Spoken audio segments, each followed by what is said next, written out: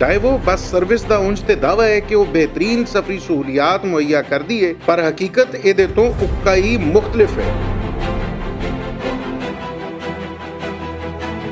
ਡਾਇਵੋ service से ਸਫ਼ਰ ਕਰਨ ਵਾਲੇ ਮੁਸਾਫਰਾਂ ਦਾ ਕਹਿਣਾ ਹੈ ਕਿ ਉਹ ਮਹਿੰਗੇ ਟਿਕਟ ਵੀ ਖਰੀਦਦੇ ਨੇ ਤੇ ਨਾਲ ਸਰਵਿਸ ਦੇ ਨਖਰੇ ਵੀ ਸਹਿੰਦੇ ਨੇ। जी डैवो की सर्विस अब बिल्कुल अच्छी नहीं है। पहले हुआ करती जब शुरू में आई थी, अब बिल्कुल भी अच्छी नहीं है। तो मैं यूज़ करता रहा हूँ डैवो को, लेकिन उसके मुकाबले में जो बाकी सर्विसेज हैं कम पैसों में, वो मैं उनको ज़्यादा तरजीह दूंगा कि इतनी अच्छी उनकी सर्विसेज हैं। क्योंकि डैवो के तो अब स्टाफ का भी कोई हाल नहीं है। उनका स्टाफ जो है वो अब पता नहीं उनसे मंगवाओ कुछ और क्या। मेरे साथ 2-3 दफ़ा हुआ भी है। और जो उनका जो पार्सल होता है खाने का, वो भी 1-2 दफ़ा उसमें मक्खी निकली है, लेकिन उन्होंने बड़ा अजीब सा मुंह बना के मुझे जो है ना किया। 2-3 ऐसी चीज़ें हुई हैं कि मेरा दिल उठ गया है। ਡਾਇਵੋ ਦੀ ਸਰਵਿਸ ਦੇ ਬਾਰੇ ਪਹਿਲਾਂ ਵੀ ਸ਼ਿਕਾਇਤਾਂ ਕੁਝ ਘੱਟ ਨਹੀਂ, ਪਰ ਹੁਣ ਮੁਸਾਫਿਰ ਦੂਜੀਆਂ ਬੱਸ ਸਰਵਿਸਿਜ਼ ਨੂੰ ਤਰਜੀਹ ਦੇ ਰਹੇ ਨੇ ਜਿਹੜੀਆਂ ਘੱਟ ਕਿਰਾਏ ਵਿੱਚ ਬਿਹਤਰ ਸਹੂਲਤਾਂ ਵੀ ਦਿੰਦੀਆਂ ਨੇ।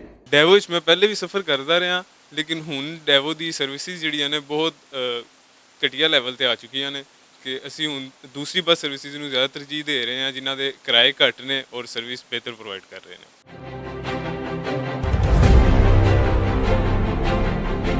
ਡੈਵੋ ਬੱਸ ਸਰਵਿਸ ਤੋਂ ਜਿੱਥੇ ਮੁਸਾਫਿਰ ਤੰਗ ਨੇ, ਉੱਥੇ ਹੀ ਕੰਪਨੀ ਆਪਣੇ ਮੁਲਾਜ਼ਮਾਂ ਦਾ ਇਸਤਿਹਸਾਲ ਵੀ ਕਰ ਰਹੀ ਹੈ। ਬਹੁਤਾ ਕੰਮ ਤੇ ਥੋੜੀ ਤਨਖਾਹ ਦੇ ਬਾਵਜੂਦ ਇਹ ਗਰੀਬ ਤਬਕਾ ਇਸ ਬੱਸ ਸਰਵਿਸ ਨਾਲ ਕੰਮ ਕਰਨ ਤੇ ਮਜਬੂਰ ਹੈ।